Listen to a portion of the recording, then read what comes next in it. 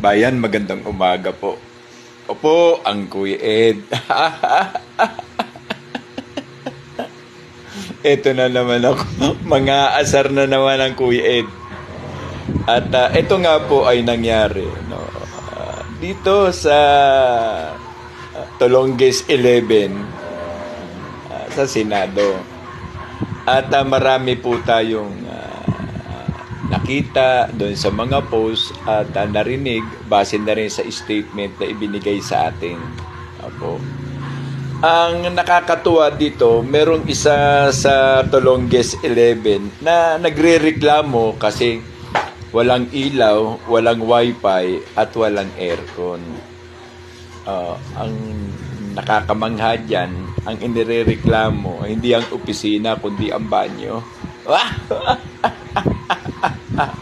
Sa putang inang Tolonges 11. Siguro naman kilala nyo na ang aking tinutukoy na butihing senador.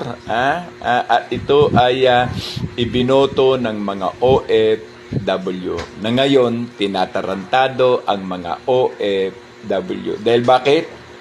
Nalaman natin sa isang segment at sa isang statement mismo na inirelease ni Saldico at ito ay kapit ngayon ng ilang mga DDS yung record statement na ito pala ay tumanggap, no, ang magkapatid na to base doon sa statement ay tumanggap ng maletang salapi. Even the 18 Marines na nag-stated, no, ay pinatunayan o binigyang pagpapatibay na tumanggap nga ang magkapatid na to. At hari nawa ay matuloy na sa A4, ano, yung unang pasabog, no. Gagalit sila kasi walang pumunta. Para saan? Klaro naman nila di ba? It is adjourned clearly na mag-walkout sila and will be discussed on June 4. Nagpunta sila doon para sa kanilang style o estilong barumbado. Ay siyempre yung isa na mahilig lang sa away mag-asawa biglang lumakas ang loob. Ano sabi? Hinahamon saan? Sa may nahamon.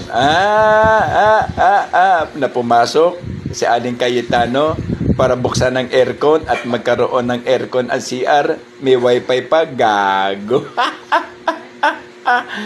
Hindi nyo ba alam na unti-unti na kayong and absolutely binibigyan ng chances.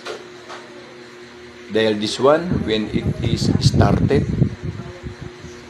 there is no turning back. Ang taong bayan ay magwawala kapag hindi idinesisyonan ng kamatayan ang mga tulad niyo. Kaya hindi po ito isang biro. Ito po ay mabigat na hamon. At handang-handa po ang majority na patunayan ito. Tangan nga lang, meron kayong patutunayan din bilang kasagutan. O siya muli ba yan? Tignan natin. Ang kanilang mga palusot. Itong mga OGAG 11. Alam niyo, nakakatanggap ako ng mga comment tungkol dito. Yung kanila pong mga supporter. Oo. Yung mga comment nila ay below the belt. Well, that is your right. Pero pag sinagot ko kayo ng below the belt din, hindi na nagre-reply. Bago kayo mantarantado ng ibang tao, ang payo namin sa inyo, tarantaduhin nyo muna ang sarili nyo at ang amo nyo. Dahil this one, when the investigation is started, we are shouting, we are requesting na ipasa ang kamatayan para sa mga magnanakaw. Total, ang tagal-tagal ng hinahamon at inutusan ang Malacanang na mag-hair follicle, pero until now, they are denying. Klaro na it is violation to the trust and confidence of the people who need direct answer for this. Ikaw ba ay addis? O ikaw ay addict using white substance?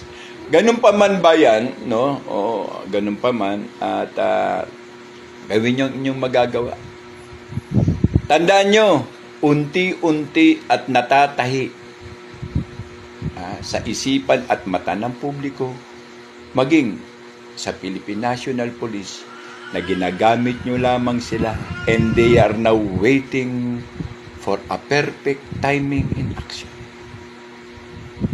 You will be hear their grievance and voices turning back their support and belief for the people, for our country and loved ones. Paalala lang, baka dumating tayo sa punto Bulaga. Muli po ang Kuya Ed TV ay nag-iiwan sa inyo ng isang panata. Panata na iniwan ng ating butihin at ama ng himagsikan. Na ang lupang dinilig ng luha at dugo ay siyang basihan ng pamunuang tapat ang puso sa inang bayan. Doon sa mga baser ko, tuloy nyo lamang po kasi engagement yan. Thank you, asshole! Nagmumukhang tanga. Ang 11.